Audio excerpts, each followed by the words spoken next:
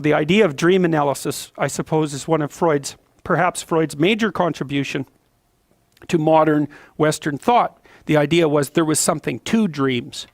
And I suppose what Freud did is said, hey, look, isn't it strange? We have this whole other form of thought that we engage in at night, and it speaks in a language that we don't really understand. And so what the hell is that? And you can say, and many modern people do, dreams are of no significance, or even that they're random processes, which is an absurd proposition, obviously, because whatever they are, they're obviously not random. So Freud's idea was that there was something in dreams that was informative. So now he had a method for extracting out from the dream what the dream purported to represent. And he outlined that in great detail in The Interpretation of Dreams. And if you want to read one book by Freud, I would highly recommend that one. It's a very long book and it's very detailed, but Freud does an extraordinarily comprehensive analysis of the way that dreams work. Now he made because he had brought a theoretical framework to bear even on his investigation into dream structure, he concluded that dreams were essentially wish fulfillments. And that's where Jung and Freud disagreed. He also believed that the primary motivating factor of human beings was sexual. And now that's a tougher one to toss aside, because even if you're a Darwinian rather than a Freudian, you're going to obviously support the proposition that sexual motivation among any living creature is going to be one of the highest order motivations, because otherwise creatures don't reproduce and prevail over the long run. So the question is that the ultimate source of motivation? And in some sense, the answer to that has to be yes. Well, Freud wanted to make that in some ways the sole source of motivation. And I'm oversimplifying, and I hate to do that in relationship to Freud, because he was not a simple-minded character. Jung had a dream once, if I remember correctly, that Freud and Jung were excavating a basement. And so Freud had already discovered the basement, let's say, so that would be the unconscious structure of the psyche. And Jung broke through into another basement that was a multi-chambered place, so many, many, many rooms. And I suppose what drove Jung and Freud apart was Jung's proposition that there was a hell of a lot more going on down there than had already met the eye. And they broke on the idea that the sexual impulse was primary, roughly speaking.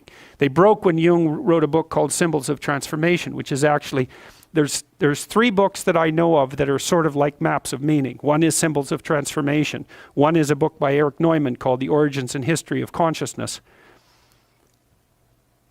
And the third one, well, is Maps of Meaning. They're the same book. They're just like they're trying to solve the same problem from three different directions. They're all attempts to address the same problem.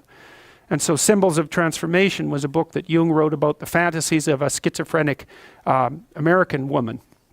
And he was trying to relate her fantasies to these old mythological ideas. And Jung's idea, essentially, and this is an idea that was shared by people like Piaget, so we're not going to say that Jung or Freud just pulled this idea out of the air, was that the birthplace of mythology and literature, for that matter, was the dream.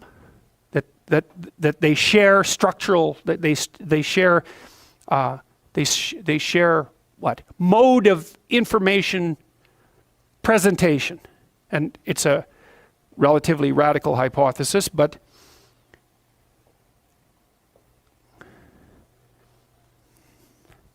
given that they both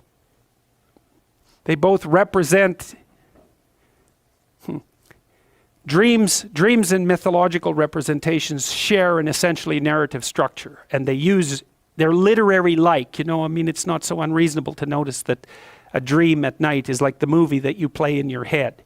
And it's not unreasonable to note as well that the dreams that you have at night bear a relationship to the daydreams that you have during the day. It's a form of cognition. It seems like an involuntary form of cognition, though, and that's a very strange thing. So Jung thought about the dream as nature speaking of its own accord, roughly speaking. And so his idea was, well, when you sleep, you dream, but the dream happens to you.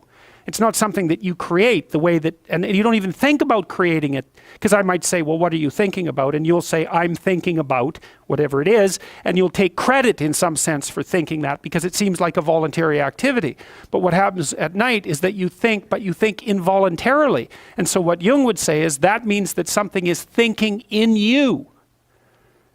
And that's a perfectly reasonable way of looking at it. And this is one of the things that's uncanny about the psychoanalysts, is they were willing to take their observations to their logical conclusion. There are things that think in you. What are those things? And what are they thinking? And why are they thinking it? Now, if you do dream analysis, and this is a tricky thing, because who's to say if your damn analysis is correct, right? It's very difficult to understand that. If you do dream analysis with someone, you generally have them lay out their dream. And then you ask them when they're going through their dream a second time, they lay out their dream and you can kind of get a picture of it. And then they lay out their dream a second time, and as they go through it, every time they mention a detail or a character, you ask them what that reminds them of. And the hypothesis is that the dream is presenting an image or an idea that's associated with a network of ideas, and that if you can expand on the network of ideas as you go through the dream, you can elaborate on the dream, you can expand it upwards, and you can start to see what it might be attempting to put forward. Now, Freud's idea was that the dream knew what it was doing, but that its content was being suppressed and oppressed by an internal censor. So the dream had to be sneaky about what it was saying because it was going to deliver a message that the person didn't want to hear. And that was tied up with his idea of repression. But that's not Jung's idea. See, Jung's idea was different. He said, no, the dream is trying to tell you what it's trying to tell you as clear as it can. That's just the best it can do. And so you could think of the dream, and this is, I believe, the right way to think about it. The dream is the birthplace of thought, the same way that artists are the birthplace of culture. It's exactly the same process. It's that your mind is groping outward to try to comprehend what it has not yet comprehended. And it does that first by trying to map it onto image. And it's doing that in the dream, and it's somewhat incoherent. And well, let's stick with incoherent, because it's not yet a full-fledged thought. It's the birthplace of thought. It's a fantasy about what might be. And then if you can grip the fantasy and share it with other people, then maybe they can elaborate upon it and bring it into being with more clarity than it would be if it merely existed as the precursor of a thought in your imagination.